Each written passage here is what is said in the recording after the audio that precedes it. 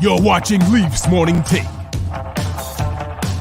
with host Nick Alberga and former NHLer Jay Rosehill. The show starts now.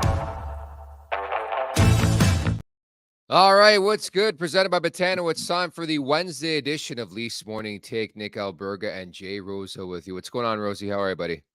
I'm sore and my neck hurts and I'm old and I'm mad. And weirdly enough, this is not about watching the Leafs game. We have some eyewitness video from a charity game last night somewhere in buttfuck Alberta, probably.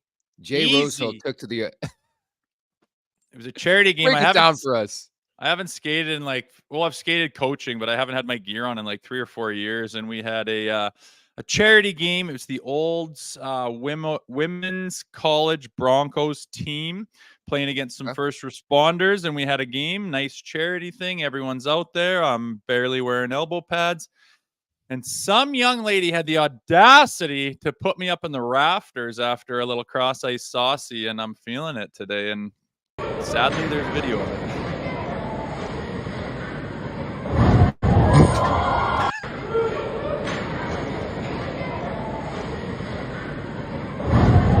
I think the crowd reaction makes the video. So what's going through your head? You get the puck, you're ready for the breakout pass, and you're like, oh shit, she's going to finish her check.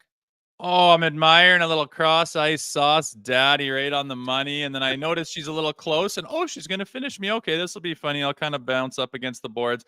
I'm about 2 feet further away from the boards than I realized, and there was no stopping me from going down on that one. But it was funny to get rattled around a little bit. And next shift, I grabbed that 50 and I started hooking her and I said, hey, we going or what? And she goes, you want to drop them? And I just started dying laughing. It was a lot of fun. The girls were awesome. And I wish I could say it was awesome to get the stuff back on, but man, the legs burn up in about 3 hard strides. It's I'm no Noah Gregor out there putting the Jets on anymore. Oh man, like if there was a game for Jay Rosehill to be just rock hard, it was last night. Both fourth lines score. Fucking Noah Gregor scores the shootout winner. We think the game's over. It's not.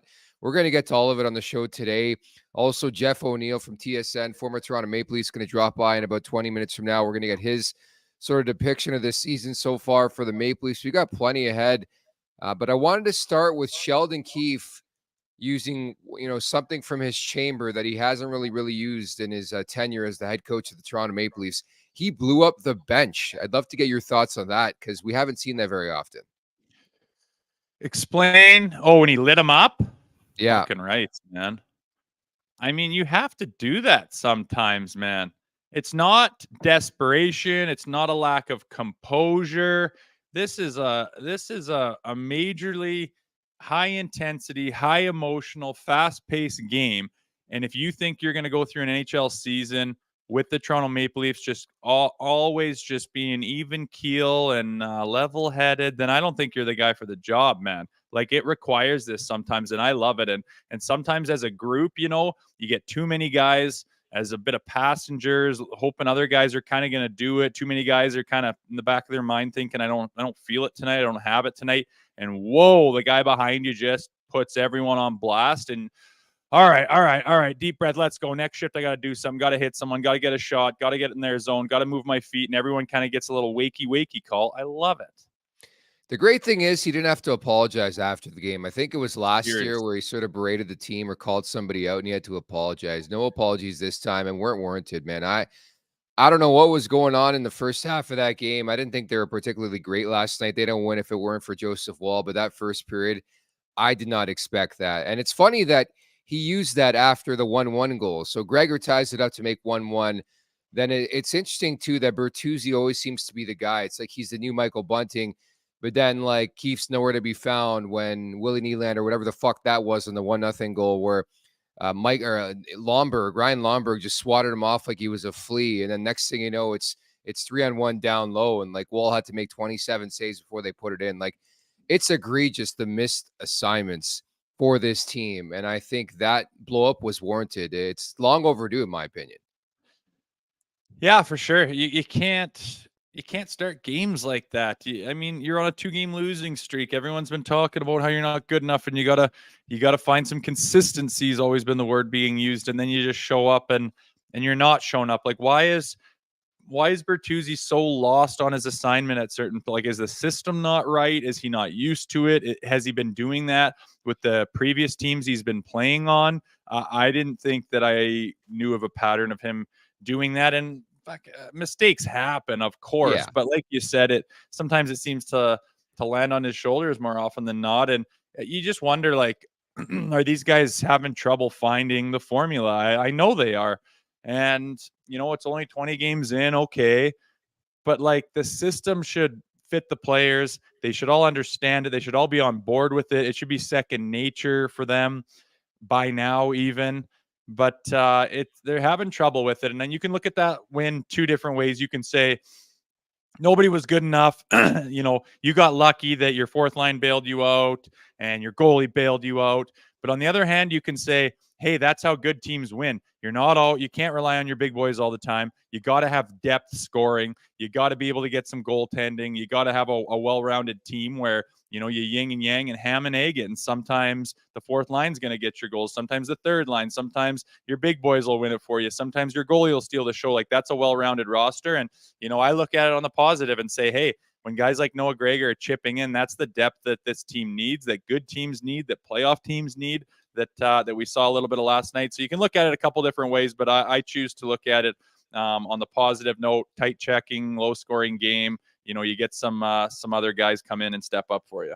The power of positivity for sure. Again, that's Jay Rosehill. I'm Nick Alberga. This is the Wednesday edition of Leafs Morning Take. YouTube.com/The Leafs Nation 401, where you can subscribe, at The Leafs Nation 401. Once again, where you can subscribe here on YouTube. If you're watching, hit that like button, hit that subscribe button. If you're not as well, just search Leafs Morning Take wherever you find your podcasts and we'll pop up as well. Brought to you by DoorDash. It's time for the appetizer. For a limited time, our listeners can get 25% off, up to $10 in value, and 0 delivery fees on their first order of $15 or more when you download the DoorDash app and enter code NATION25. That's code NATION25 for 25% off your first order with DoorDash. Offer valid in Canada, subject to change. Terms apply. Again, Jeff O'Neill's coming up in about 15 minutes from now. But have you ever seen a game like that where I think we got a taste of both, a taste of defeat where it stung, man? Like, you saw them lose that game, and then all of a sudden they reverse the call. They come back. Gregor scores a shootout winner. And it's amazing how different that feel is. Have you ever seen that, Rosie? Trying to think. Maybe like some overtime goals where, in overtime, the bench clears out and you get your thing and everyone gets off and the refs are kind of looking at things, and then you got to call guys back out from the locker room. I have seen that. It's rare that the other side, the losing side, quote unquote, doesn't have any idea that there's an infraction or something illegal happening. Usually they're the ones yelling, and the winning team is trying to scurry off the ice to end it, hoping the refs don't go too deep with it.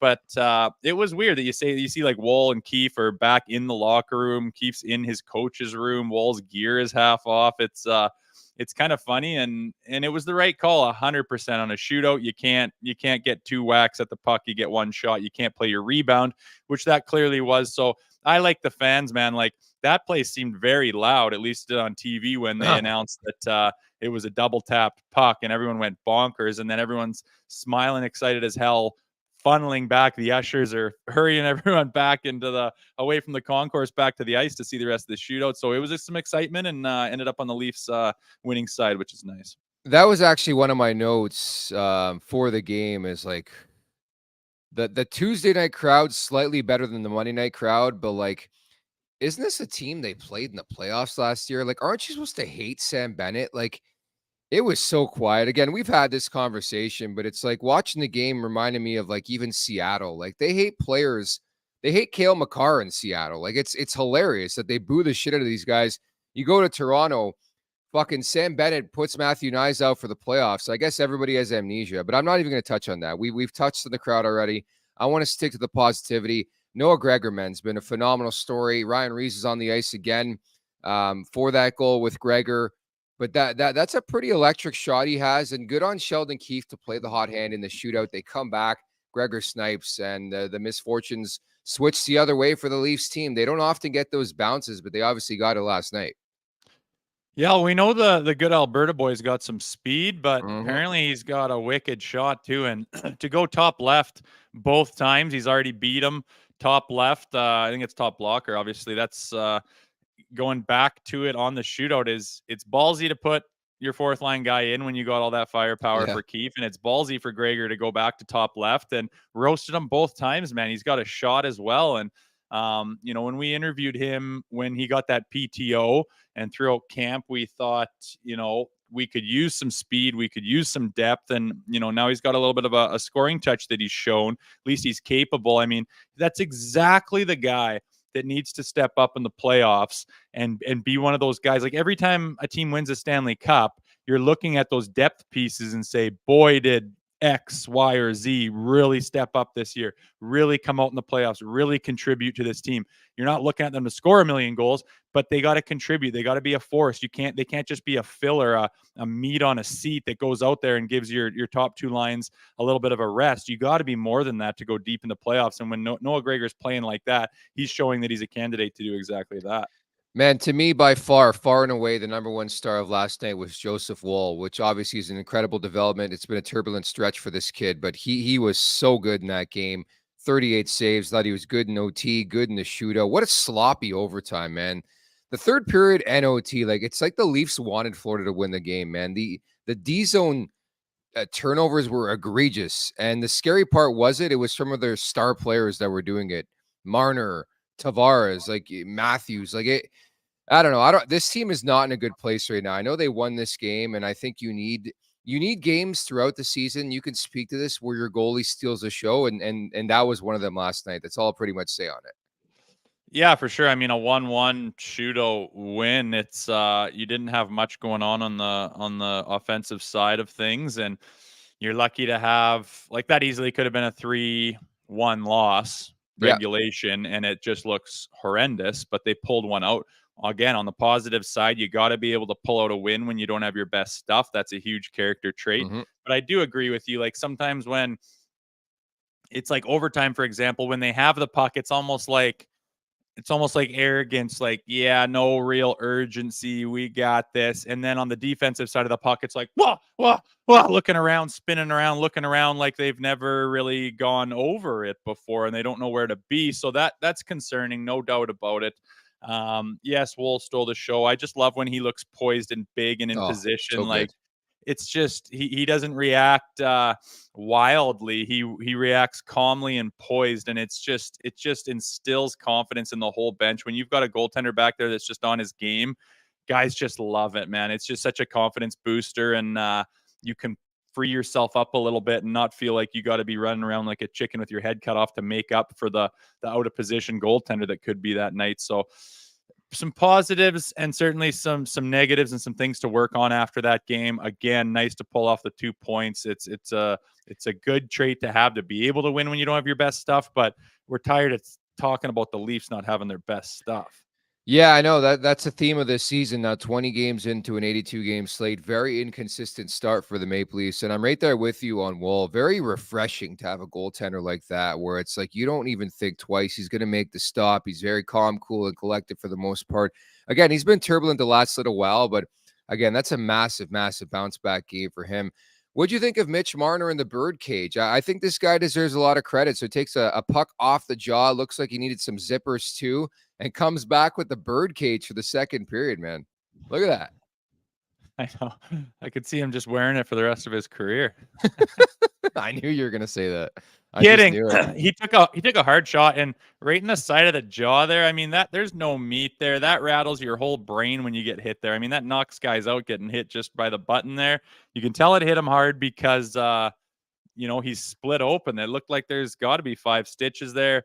Throws a cage on, understandably so, and comes back on. It's good to see. A lesser man could have stayed out of the game and missed the next one too, saying good choice of words. What. At the end of the day, it's a big, deep bruise. I doubt it's a cracked jaw or anything like that. And you throw a cage on, away you go. So good on him for staying in the game. That's some rare toughness coming out of Mitch Marner, but it's good to see. It's interesting. I knew you're going to have some jabs headed his way after watching that take place. But again, I got to give him credit for coming back. I mean, it's easy for us to say watching, and maybe more so me having not really felt the way that feels. But I think he deserves a lot of credit for coming back. Obviously, pretty uncomfortable coming back with the birdcage on too. But it's funny. We all saw the infamous clip there in the first period of the trainer. One of the trainers going over to Sheldon Keefe, and Keefe's face like sort of grimacing, like being like, "Oh shit." I'm guessing that was about Mark Giordano because they lost Gio, and that whole thing where everybody was talking about Mitch Marner, Gio went down and didn't come back. They're calling it an upper body injury. They're saying he's going to miss some time. This team, again, their depth has been challenged already on the back end, but you watched last night specifically. Every time I looked, it was either Morgan Riley or Jake McCabe on the ice. Connor Timmins was a fucking disaster last night. Like there was a couple. I thought Benoit was pretty decent. I mean, it showed his veteran sort of skill set to really hunker down in that game. I thought he was decent. I thought Timmins was a tough night for him. Morgan Riley was fantastic, and that's been the story of the early going of this season. But this team's depth is going to be tested. I know everybody today's calling for a trade. I just really can't figure out a team out there that's ready to sell on November 29th. Like even Calgary, man, they keep winning and winning and winning. And who's going to help the Leafs out right now too? Yeah, it's tough, man. They don't have a deep enough back end to rely on their depth. You know, you're asking for guys that are supposed to be, and rightfully so, slated further down in your depth on the back end. Your, you know what, your 6th, 7th, 8th defensemen are asking to be, you know, jumping up 2-3 spots in that lineup. That's a big ask out of those guys.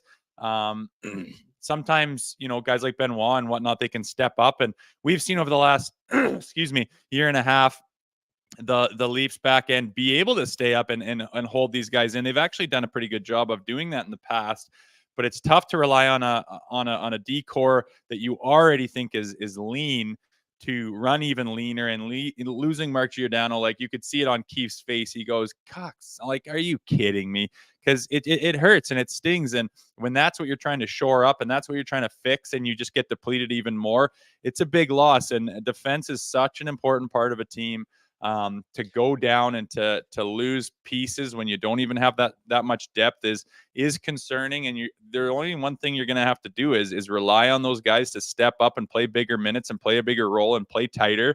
And of course, a trade would come in, but you know, if Tree Living kind of works the phones a couple times, you think he hasn't already done that? It's been weeks. True. And calls a couple GMs, "Hey, how you doing? What are you thinking on this guy?" And no, we're all good. We're not. No, we're looking. We're heading in the right direction and not looking to sell that piece at all. What do you do? Just call him the next day, as if that conversation didn't happen? There's only so many pieces that you're interested in. There's only, you know, a certain amount of responses you can get out of that. And a lot of the time it's going to be, well, let's wait and see. And we're going to wait till Christmas. And then you just, what do you want to do? Just snap your fingers? And it doesn't work like that. So everyone wants a trade to come up. And every day I'm watching my phone, hoping that I see a trade break, but it doesn't happen like that. And you got to understand. And, you know, you gotta work with what you have. And it's just a tough position to have Gio go down and be even leaner on that back end. Again, I just don't think anybody's going to help the Leafs out right now. And I think it's important to stress that this sort of happened to this team last November where they were really stripped of their depth on the back end and still rallied, still found a way. I think it was Brody and Riley and others out of the lineup. So the only difference is I think this team is a bit worse off, obviously, defensively when it comes to the forwards, when it comes to the D. That I don't know if patchwork's going to work this time around, but they got to tighten things up. Like you need more of what you saw last night, where it's like a 2-1, a 1-1 type hockey game, a 3-2 type game. And at this point, Rosie, the jury's still out if that team can play that way. That's brought them success maybe the last couple of years at bits and pieces throughout the regular season. Yeah, it's still out. They've just shown inconsistency, right? We keep going back to that word. We just want to see this team have an identity that they can lean on and rely on, and instead of always trying to find it and not really sure how to access that and what to do in certain situations. And you just want to see some more solidarity throughout the bench of understanding what to do and when to do it. And it seems like they haven't found that. You're going to ask, like, what is this team's identity? And, you know, it's the flash of Austin Matthews and Marner and Nylander right now, and the core four, that's kind of their identity. But the other side of that is inconsistency and not knowing what to expect from night to night. And that's not a great quality to have. You look at the other teams that go deep, and you look at their opponent last night, like they have an identity, right? They've proven they can access it all the time. They can go deep in the playoffs. They're Stanley Cup contenders last year, and they know what to do as a team. And whether it's a system or a philosophy or a mindset, you have to find it within the room and have to have everyone on board. And the Leafs just continue to search for that. Can you tell me what's going on with these too many men penalties? Like that's 8 on the season. Like, again, that game was gift wrapped late. The Leafs get a double minor power play, 4-minute power play to end the game and into OT, and they couldn't execute. And I think Florida's PK deserves a lot of respect and credit for the way they played last night, really stymieing Toronto's potent power play.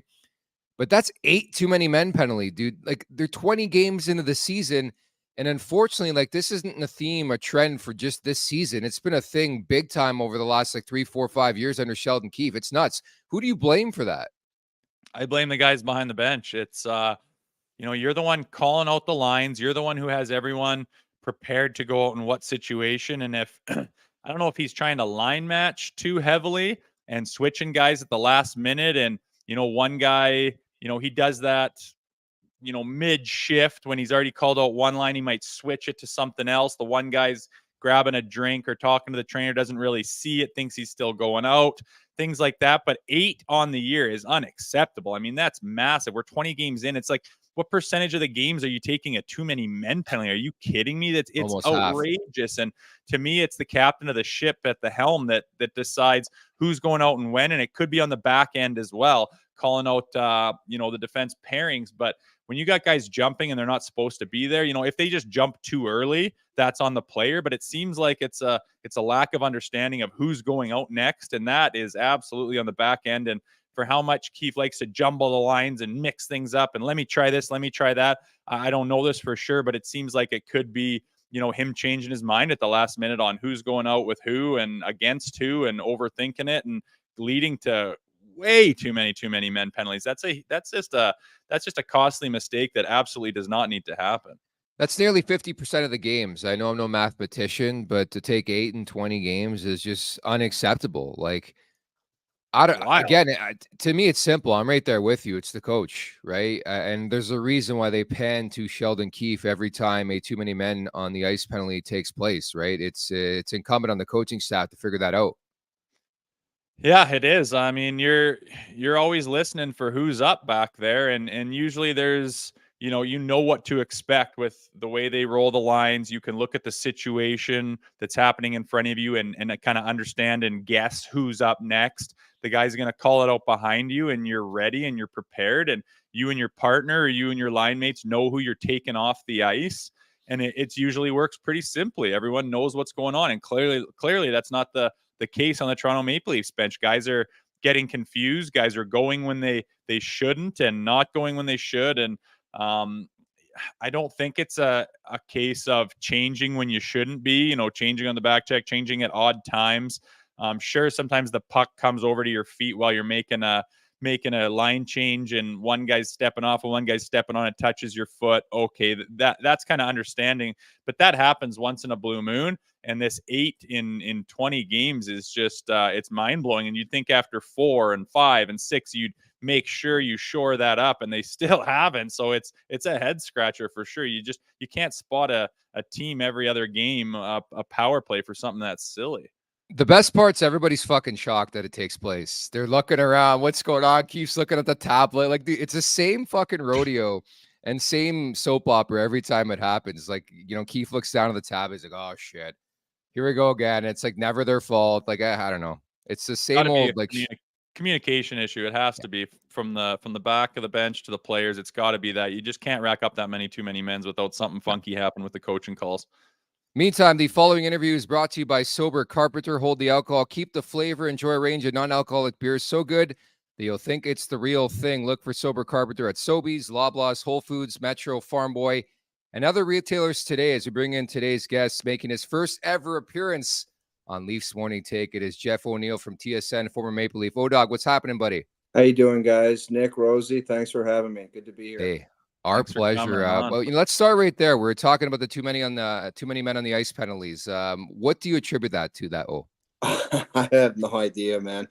I used to think, and Rosie, I don't know what you think about it, but I thought like 2 a year was a lot or something like that. You know what I mean? To have like 8 at before Christmas time, it's wild. insane. And I mean, regardless if it's like the change from last night or whatever the hell's going on, it's got to stop because it's nonsense. It's just, I don't know. I know Babcock used to have a system where like the centerman on the line that was coming up, he would generally go on the ice first, regardless of who came off. And that could kind of mix things up a little bit. But whatever it is, man, it's just it's a bad look. It's kind of a disorganized look, and it kind of reflects on Sheldon Keefe because whatever the hell's going on, it makes the coach look disorganized behind the bench. And whether that's fair or not fair, that's the optics of it. And when you have that many, it's just like, and if he ever gets on the real hot seat, it could be like, how can we keep this going? Like, this is insane. Like every game with Duthie, I talked to him on the panel. I'm like, man, that's 3 or 4, like too many men. And then it's like 4 or 5. And then it's like up to 8. And I'm like, this is officially nonsense. I'd like to see if it's more probable at home. And that would tell me that he's trying to last minute flip the lines to do some line matching with the last change or whatever. But, on the fly, you know who's coming up. If you're not that guy, you're probably sitting there talking to your line mates quick or doing something, and you're not expecting to go right back out. And they're getting confused somehow. They don't know what's going on, and that just screams the head coach to me. And if it happens on the back end, then it's the guy running the D. But it's like 40% of the games you're taking a too many men. You just can't spot that to the teams in the NHL and not expect to pay dearly. Absolutely. And I was pretty clear. Like, I knew what line I was playing against. And when I was at the top of my game, I was playing with top line centermen. And if Mike Modano or Joe Sakic or Forsberg were going over the boards or one of his line mates, I kind of knew that I was going up. It's just like no one else is going up. It just doesn't seem that complicated. But to have that many, that's just one little thing, guys. I think there's 3 or 4 things that they really need to clean up, but that's on the top 3 or 4 on the list because it's just a goofy look. It's like, why is no one else around the league have that many? Why do you have so many? It's just a bad look, and they better clean it up. And it feels like it's borderline incumbent, not even borderline on the head coach. What did you think of Keefe going like full Pat Quinn behind the bench last night? I just think he's seen enough of the nonsense. I've gone through games and prep for the panel work and the pregame shows and just simple things like the amount of times that this team turns the puck over. It's alarming. I mean, if you break it down and you're actually looking for it, like I titled it like valuing the puck, and it's so hard to get the puck. And when you do, and the thing I can't figure out is these guys are like, they want to be a possession team. They want to hold on to the puck. They want to make these plays. But they're just careless with it. And I think Sheldon Keefe had finally seen enough of it where Tyler Bertuzzi just lost control inside the blue line. But what I don't understand is there's 600 examples of that over the last 5 games. I don't know why it took him so long to lose it. It's just, and it just goes back to coaching again. Like, we were talking about grades last night on the panel about the different players and the coach. And I think, and Rosie, I don't know what your thoughts on this are, but like you were a strong forechecking player. You were a tough guy. And it's like, the coach isn't going to tell you how to fight or help you fight or know when to do it. That's just your own little thing. Or for a skilled player, that's not really coaching. But what happens away from the puck, guys, like turnovers and systematic play and aggressiveness and demanding the same thing out of every player, I think that's on the coach. And it's just hasn't been there this year. And I think he finally decided, and I don't know why it took him so long. I was kind of happy to see it where it's like, enough's enough. Like you want to keep the puck. Like that's why they can't put teams away. They're up 2-0 and all of a sudden it ends up 2-2 and they either win or lose. And they just have so many opportunities where they don't hang on to that puck. And I think he just finally saw enough where he said, screw this, I'm going to lose my mind. Yeah, and it seems like he's tiptoeing around criticizing the team. He wants to be that player's coach. It's the new NHL with these younger type of players that react differently to criticism. Okay, fine, but it's still the NHL. They're still men. They still get paid a lot to do a job, and when they're messing around like that, I mean, I love to see it again too. Like, lose it on the bench. This is a high intensity, high emotion game, and you need that sometimes. And it to your point, when you have what you have and you need that identity of, okay, we got that 2-goal lead. Now we know what to do. We know how to protect it. We know how to support each other. We know how to be on the D side of the puck. And they just don't have any of that. It's like, oh, we're winning, like street hockey style. Like, let me see if I can thread this one behind my god. And it's head scratching. And like, how many times does it have to blow up in your face to realize maybe we should cut that shit out? And maybe it's because the coach never calls them out and it's always acceptable and they're always going to try it. So now, I don't know, if he clamps down a little bit, that's the last thing that's the one thing you have to try. Like, lay the hammer on these guys, let them hear it when they're pulling that roller hockey bullshit. And give it to them, let them know, and they'll maybe, they need that and they can snap out of it and say, all right, I got to tighten up with all that garbage turnover stuff and start playing the way you need to play to win in the NHL. But Rosie, the thing is, like, all the playoff losses where you see teams the way they play in the playoffs and teams like the Vegas Golden Knights and the Florida Panthers, like, how many times and how many years do you have to see it and watch it where it's like, if this group of players, and I was thinking about it last night, like, just to get out of this funk, if they really just simplified their game and played a really simple game and just battled their asses off and thought about one-on-one individual battles and simplify and work and grind on a cycle game, and then their skill can come out after that. It's like, once you get a team tired, then you could make a skill play. But to think skill first has burned them so many times, and it just doesn't work. These guys, as good as they are, they're not Mario. I played against Mario where he could skill it. He could skill it and he would put his arm up on the boards at the far blue line and rest on the boards and then all of a sudden get a breakaway and score. But there's only one Mario. These guys are good, but they're not that good. And the way that other teams check if they don't have skill, like, you're just not going to get away with it. So if they just have just caveman hockey, I call it, like, get it in, get after it. Austin Matthews, I saw him throw a check and he destroyed that D-man against the boards. I'm like, just give a little more, but more of that. You're not scoring right now, so do something physical. Like, just help your team in a different way. And it's almost like they totally just need to change the approach of what they're doing out there and just work your ass off and be a hardworking, grinding team and don't give up a lot. And see how that works. Like, you've tried this skill nonsense for so long, and it might get you into the playoffs. In the past, it's gotten them 105 points, top of the Atlantic all the time, or around there, but it doesn't win squat in the playoffs. So I don't know why they think that that's a way to succeed. I have no idea. And maybe finally now they might be realizing they got to approach it a different way. Like, why not? Yeah, you hope so, because you play that way you're talking. I mean, people are screaming for that. Like, where's the intensity? Where's the chasing it down, like, as fast as you can, and running their D-men and getting in those battles in the corner and cycling it around and, just making the smart play, the high percentage play. It's always like, oh, why is he doing that? Or, God, did he just try that? And like you say, they don't value puck possession. I mean, when you get that puck, that's important. To be so nonchalant about it, and that the turnovers kill you.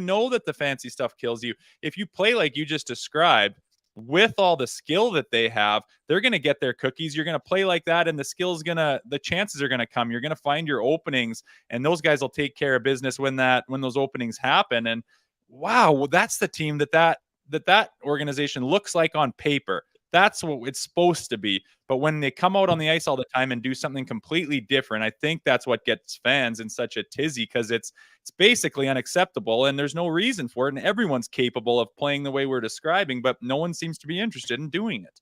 I know, isn't like Florida living proof of a team that could sort of flip the script, where they were sort of baby shit a couple of years ago, soft as shit, and then Paul Maurice comes in, and that's why I wonder if it could be the coach. Like, the buy-in from the Panthers, if you remember a couple years ago, it was like 7-5 hockey games all the time. You would never think in a world where they'd win 2-1 grinding games, but that's what they did in their run last year. Like, that's, you start to wonder, is it the coaching, right?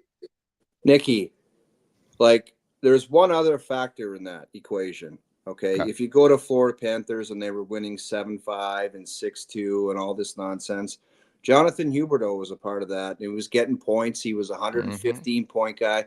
And guess what part of the switch was? It was Paul Maurice coming in, but it's also Matthew Tkachuk buying in and saying, you got to finish every check. Every puck has got to be contested, because that is our only chance to win right now. And if we do that, and if Bobrovsky plays the way he can, and the power play is productive, and their productive guys can be opportunistic and score goals at key times in games, that's the recipe for success. And that can take you all the way to the Stanley Cup final.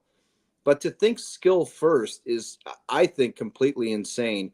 And one example of it is, and I don't want to just pile on top of Austin Matthews and Mitch Marner, but I believe it was the series against the Florida Panthers where it was a tight game, and Mitch tried some kind of back pass, and then Austin Matthews tried to flip it in the air in his own zone and juggle it out of the zone, and it ended up in the back of their net. It's like, why would you ever think that that was going to be a play in the Stanley Cup playoffs that would ever work? So I don't know, guys. I mean, we've gotten this far with this group to ask them to completely change the way they play. There is some high-end talent, man. It's some of the best in the league. But just the simple philosophy of work before skill.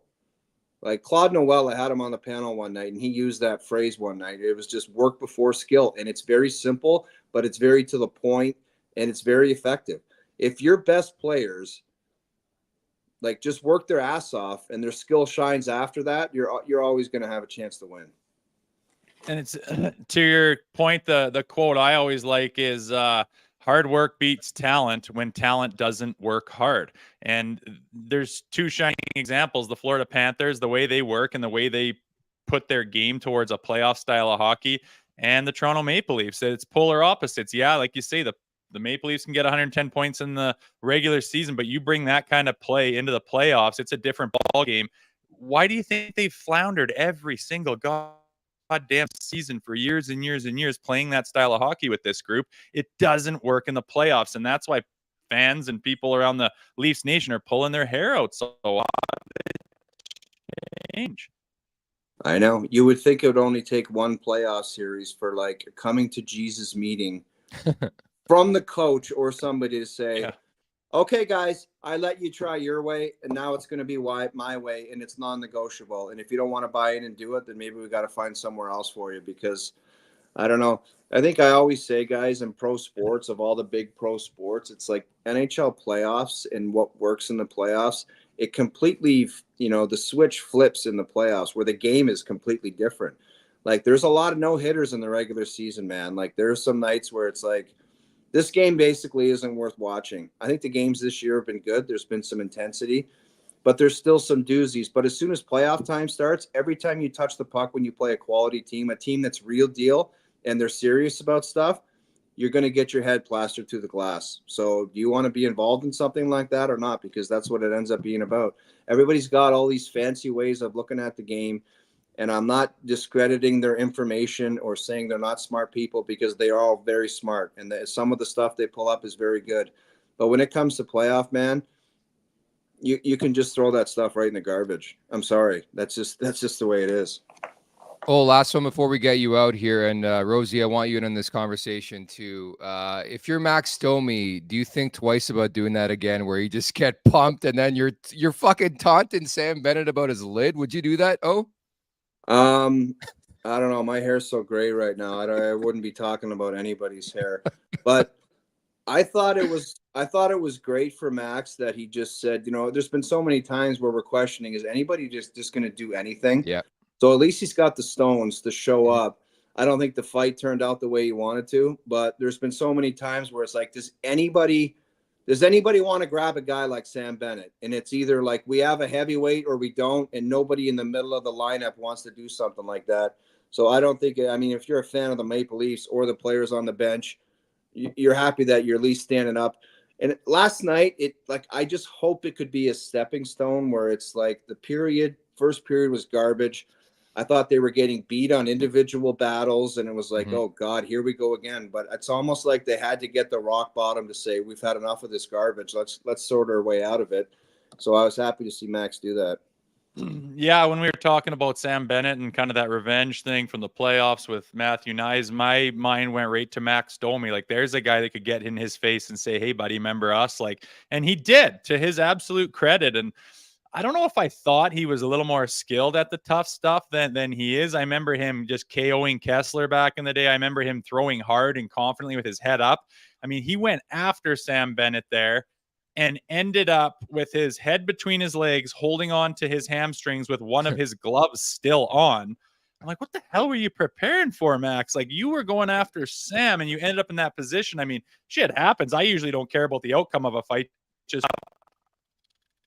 But like, I kind of thought he had a little more understanding of that job than that. But again, things happen. And then afterwards at the penalty box, I just think that's just immaturity right there. I don't know why you'd kind of eat your lunch a little bit and just go to the penalty box, have the boys banging on the boards. I would just and, be hey, going to the penalty box. But as far as a fight, I think he just lost his balance, and I understand. Yeah. I think he had an understanding that he was in a bad spot right there. But Sam Bennett, guys, is an example of a player that came into the league, and he was this high-scoring junior player. And it's almost like he was one of those guys where it was like Calgary was like, oh, if he stays, if he goes, that's fine too. And then he became this physical presence with the Florida Panthers where it's like he'll beat the crap out of you. He'll finish his check every time. And you want to talk about a guy that's valuable in playoffs? Like, that's a guy right there that figured out what works in the league. And now I would have that guy on my team any damn day of the week because I think come playoff time, he can hurt somebody. He can take someone out of the opposition's lineup. I just think he's really valuable. And he figured it out, and good on him. Couldn't do a pull-up, right? Oh, couldn't do a pull-up, and he's come a long way here. Yeah, right? but he can punch your face in and separate your shoulder with a hit. Take that any day of the week. This has been a blast, man. Really, really appreciate today. Guys, thanks for having me. We'll do it again soon. Sounds good. The one and only Jeff O'Neill from TSN, former Toronto Maple Leaf. You guys got to check out Overdrive. If you're not watching that show, if there's one other Leaf show we'll promote here that we don't even paying them any money or they're not paying us any money, it's Overdrive. Those guys are fantastic. And now we've had all three on the show. Once again, many thanks to Jeff O'Neill. But I couldn't agree more. It's just, Rosie, like, it just feels like every year it's the same old episode where it's like you're waiting for this Leafs team to change. And I just don't know if it's going to change. I think they are who they are. And I think it's good to bring up the Florida Panthers because they were that team and really changed their philosophy the last couple of years. I know. I really think hit the nail on the head, and he usually does. He's one of my guys that I like to watch and listen to and always pay attention because he's got a full, rational, logical take that's usually right on the money. And that's exactly that. Like, we can spin a yarn and dissect whatever we want, but at the end of the day, this roster with these players on it should be better, but they're not playing the right kind of hockey. I mean, simple as that. And it's a mindset, it's a culture, it's a system, call it whatever you want.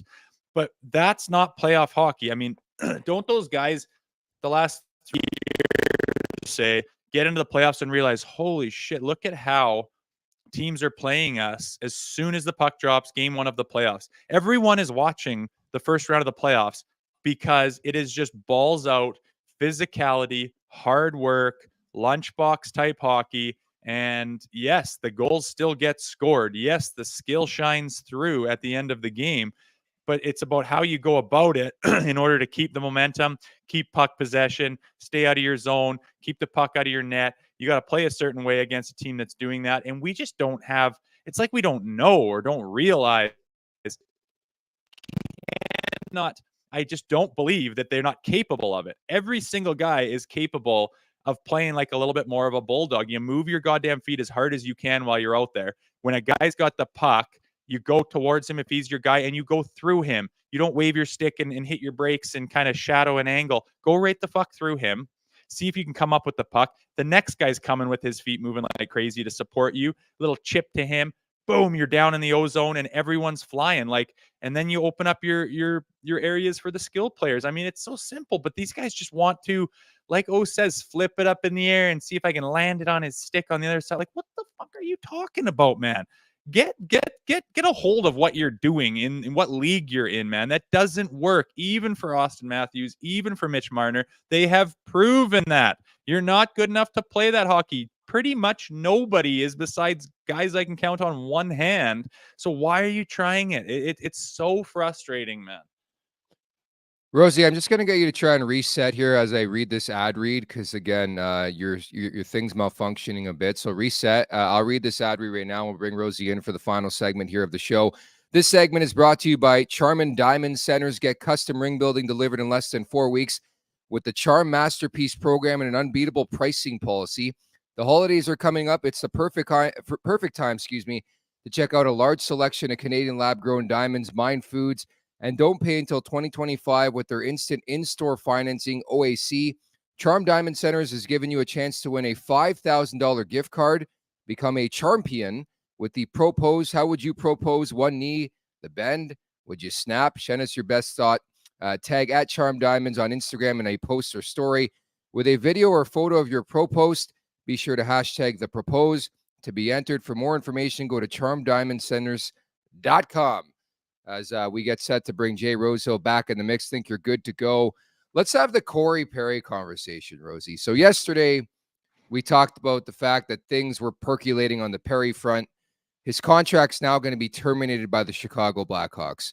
Simple question for you. Assuming this guy becomes a UFA at some point over the next couple weeks, couple months, if you're the Leafs, should you be interested? Do you want to be interested in Cory Perry? Yes, I do. Oh, a guy with that much grit and experience and understanding of the playoffs, we absolutely need him. I do not care. Rosie, we're going to have to try to have you connect again because he cut out again, but I'll piggyback off that. And it's funny that Rosie said that. And the reason why I responded that way is because he didn't think it was the right decision yesterday, but now he's sort of changed his focus. And I think where he was going with that, I think on the surface, you look at the player Cory Perry and you say, hey, this guy can really help this Maple Leafs team, specifically in the Stanley Cup playoffs. Hell, you look at last spring, 6-game series against the Leafs, 5 points. And it's just one of those things where I really feel like a guy like Perry can be a playoff performer. Having said that, do I think the Leafs are going to go after him? Probably not. I think specifically in this era, and we don't know the whole story regarding Cory Perry, but specifically in this era, like let's not forget and lose sight of the fact that this is a team that changed their goal song because it didn't even have lyrics in the song, but it referenced something that they weren't happy about. Somebody complained. So I think it's unlikely as we get Rosie back in the mix here. I think it's unlikely, but would I, if I were the GM, regardless of everything that's transpiring right now, we don't know the whole story, Cory Perry unequivocally would help this team, Rosie. Yeah, I would have to agree, man. I would, especially when you're going to scoop him up for league minimum. His career just took a wild turn. It's not my business what he does with people or conduct, as long as it's not illegal, whether he cheats on his wife or does this. I'm talking about hockey here. That's no good. And of course, and frowned upon. But if it wasn't the Chicago Blackhawks handling that situation, I don't think he would be off the team right now. I think it would be a sit down. From what I can tell, he fooled around with a staff member, and after what the Chicago Blackhawks went through with that debacle of a Kyle Beach story, they're not taking any chances. They took a lot of heat for that, and they made sure that they got it right this time, in their opinion. So they covered their ass is what happened. And I believe if that happened in any other organization, it would be a private sit-down conversation. And for that reason, I would be interested in Cory Perry. He brings a lot to the table. Again, I'm not signing a guy because he's the greatest husband. It's not. We're talking hockey here. And he could help the Toronto Maple Leafs. You could get him for cheap. He has tons of experience, and he plays a way that all these guys need to learn. And I would be super interested in him. But like you said, I doubt that is going to happen for optics reasons. Very doubtful, but there's going to be a team. There's going to be a team you would have to think that goes out there and says, hey, we're going to look past this. It happens in pro sports, whether you agree with it or not, all the time. We're going to look past this whole mess. He has 16 points or 9 points in 16 games this year. He's 38, but he's got a boatload of experience. He's got pedigree. He steps up large when it matters most. Like, there's just so many checklist items that if I were the Leafs, how am I not interested? And I think some people in the chat make a good point. Maybe you replace a Ryan Reeves on the fourth line with like a Cory Perry. Would you do that and just bury Ryan Reeves? You don't have to bury him. You could pull him in and out. 13th forward. Yeah, you could pull him in and out like necessary, like we talked about. That's an option for sure, and especially when you're getting him for so cheap, man. I mean, I don't imagine. I think someone's going to sign him, but I don't think he's going to have $3 million offers coming to him by any stretch of the imagination. So I think you could scoop him for close to league minimum and see if he can, he's going to want to repair his image and repair the way people look and think about him now after this scandal, if you want to call it. But like for those same reasons we just said, I think people are going to want to maybe not jump on board optic wise, and whoever decides to, this storyline's going to go away and someone's going to be left with Cory Perry for cheap. It is very well said. So we'll see what happens in the Cory Perry front. You would think maybe a grievance is coming that way too. So I don't think there's going to be, decision made on this one way or another over the next week or so. But I think it's definitely a conversation we're going to have over the next couple months, because I do truly feel like he's a player who can help this Maple Leafs roster out big time. Brought to you by Betano, the 2023 EGR winner for both the Best Sportsbook Operator of the Year and Best In-Play Sports Operator Awards. The game starts now.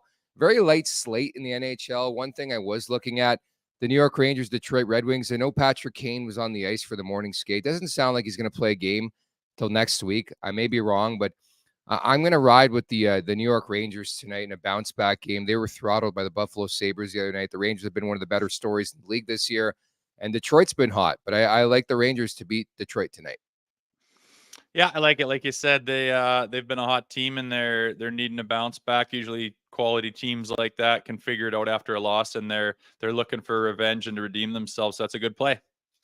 All right, getting set for tomorrow's show, Rosie, where we're going to tee up the Leafs and the Seattle Kraken. Dave Hackstall revenge. And if you do recall, the Kraken always seem to play the Maple Leafs strong, but I want to see them go on a bit of a string, build off that game, play that grinding style. I think Seattle could bring that as well. They got Boston coming up on Saturday to end up this 3-game homestand. But I like what O said about it being a stepping stone game. I think there's that potential there for this Maple Leafs team. There just has to be some buy-in. I think the fact that you won a game where you didn't have your best outing and your goalie stole the show, you need those sometimes. So we look forward to tomorrow's show, Rosie. Yeah, hopefully they're putting some building blocks together. That's what we're doing. We're hoping. Fingers crossed, and delighted to report as well. Friday and Monday shows. The one and only Bruce Boudreau is going to co-host with me on Friday and Monday. So looking forward to his insight. Gabby's been a regular occurrence on this show, and contract talks were quick yesterday with Gabby to say, hey, you want to step in for the mighty Jay Rosehill Friday and Monday? And he said, hell fucking yeah. So Gabby's coming on the show Friday and Monday as my co-host. Easy decision. I look forward to watching that, boys. He's like, those are big skates to fill, but I'll try my best. So that's Jay Rosehill. I'm Nick Alberga. Once again, thank you to everybody in the chat at the Leafs Nation 401. You're the big reason why we're able to get the heavy hitters like Bruce Boudreau and Jeff O'Neill stop by the show as well. And many thanks to O for dropping by today. Just tremendous insight.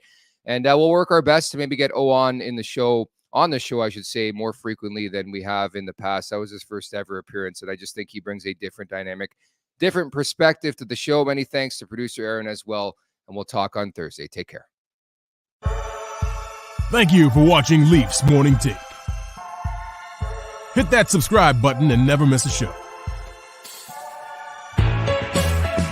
And for more, visit theleafsnation.com. THELEAFSNATION.com. If you don't know how to spell the Leafs Nation, you know what I mean? But hey, sometimes you never know.